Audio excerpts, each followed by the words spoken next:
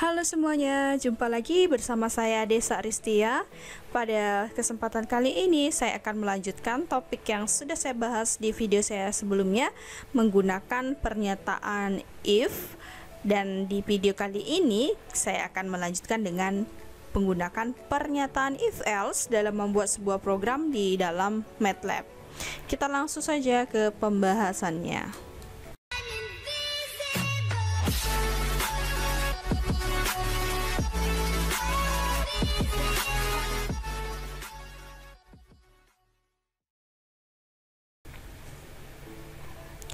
Jadi untuk pernyataan if else itu akan memilih apakah aksi itu akan dieksekusi atau tidak. Memilih di antara dua aksi. Jadi nanti akan ada dua aksi yang kita sebut di sini action 1 dan action 2. Atau memilih dari beberapa aksi yang ingin dicapai menggunakan if else, nested if, dan pernyataan switch. Tapi di sini kita akan fokusnya ke if else-nya dulu. Untuk nested if dan switch statement-nya di video saya berikutnya. Nah, the if else statement ini digunakan untuk memilih di antara dua pernyataan atau himpunan dari pernyataan-pernyataan. Bentuk umumnya seperti ini. Nah, bagian pernyataan itu yang kita kenal dengan action 1 dan action 2. Jadi secara sederhana kita membaca bentuk umum ini sebagai berikut. Di bagian kondisi ini isinya adalah ekspresi relasional. Ekspresi relasional itu memiliki nilai kebenaran, bisa benar atau salah. Jika kondisinya ini benar, maka akan dieksekusi bagian action 1. Tapi jika kondisinya ini salah, bernilai salah, maka yang dieksekusi adalah action 2. Seperti itu. Jadi pertama, kondisinya dievaluasi. Jika benar, maka himpunan dari pernyataan-pernyataan yang dinyatakan dalam action 1 yang dieksekusi. Seperti yang saya katakan tadi ya, kalau kondisinya benar, maka yang dieksekusi adalah action 1. Dan bahwa ini adalah akhir dari pernyataan if else. Kemudian jika kondisinya ini salah, ya seperti yang saya katakan sebelumnya, maka himpunan pernyataan yang kedua yang dinyatakan dengan action 2 yang akan dieksekusi, dan ini adalah akhir dari pernyataan if else. The first set of statements, himpunan pernyataan yang pertama yang kita sebut dengan action 1 ini disebut dengan aksi dari klausa if. Ini adalah apa yang akan kita eksekusi jika ekspresinya tadi bernilai benar. Kemudian himpunan pernyataan yang kedua yang kita kenal dengan action 2 disebut dengan aksi dari klausa else. Kan tadi yang action 2 itu ada di bawahnya else. Jadi ini kita kenal dengan klausa else, yang ini klausa if. Sedangkan action 1 itu klausa if. Kemudian ini akan kita eksekusi jika pernyataannya bernilai salah. Sekali lagi, klausa else dieksekusi jika ekspresi atau kondisinya bernilai salah. Salah satu dari aksi ini dan hanya satu yang akan dieksekusi. Ini bergantung pada nilai dari kondisinya. Jadi bukan dua-duanya yang dieksekusi, tidak, tapi salah satu dan hanya satu.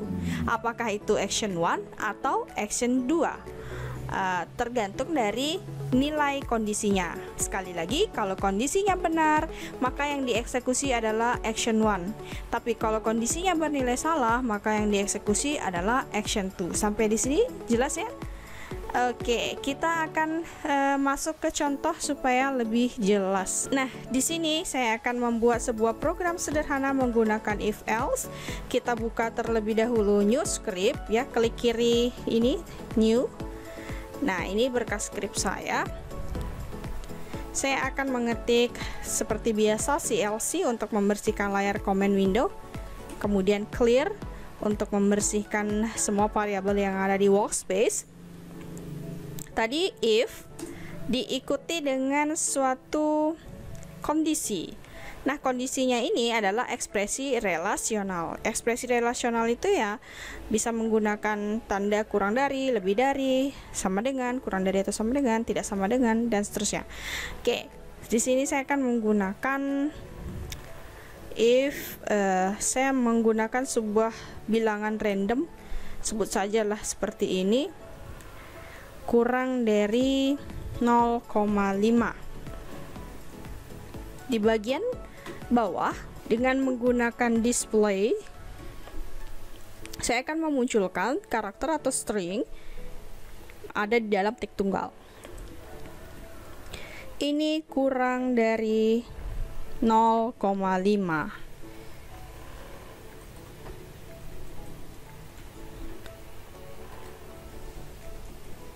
Kemudian di bagian else, di bawahnya adalah action 2 tadi ya, pernyataan-pernyataan yang kedua. Display sebaliknya ya. Ini tidak kurang dari 0,5.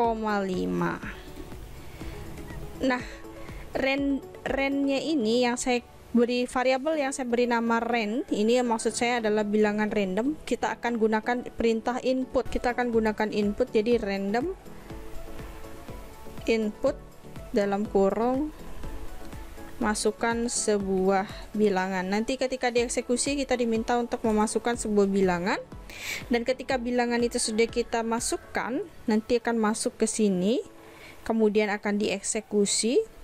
Dilihat apakah kondisi ini, tadi kan kondisi ya, apakah kondisi ini bernilai benar atau salah.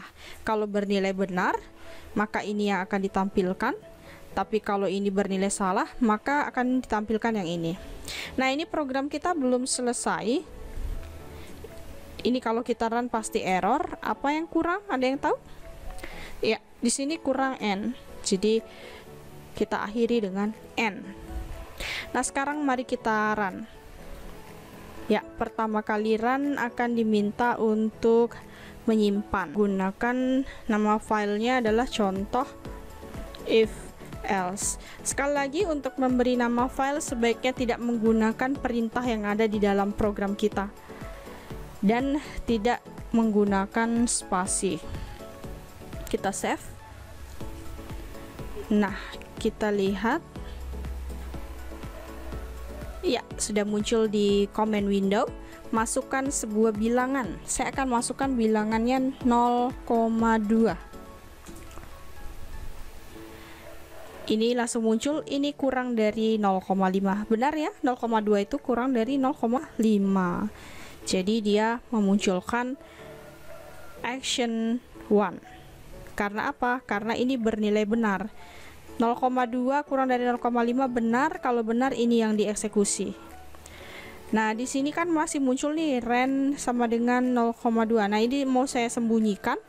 Caranya adalah kita tambahkan titik koma di akhir perintah yang ini. Masih ingat ya fungsinya titik koma? Menyembunyikan keluarannya ini. Oke, kita run kembali. Sekarang saya akan masukkan 0,9. Nah, yang muncul adalah ini tidak kurang dari 0,5. Jadi dia masuk ke bagian yang ini, ke bagian action 2. Kenapa? Karena kondisinya bernilai salah.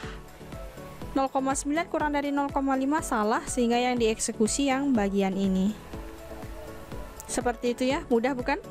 Jadi dengan menggunakan if else, nanti kita punya action 1, action 2, dan ada kondisi. Nah, di bagian action 1 maupun action 2 ini boleh diisi lebih dari satu pernyataan. Kalau ini kan ada satu pernyataan, ini boleh ditambahkan. Mau ditambahkan lagi misalnya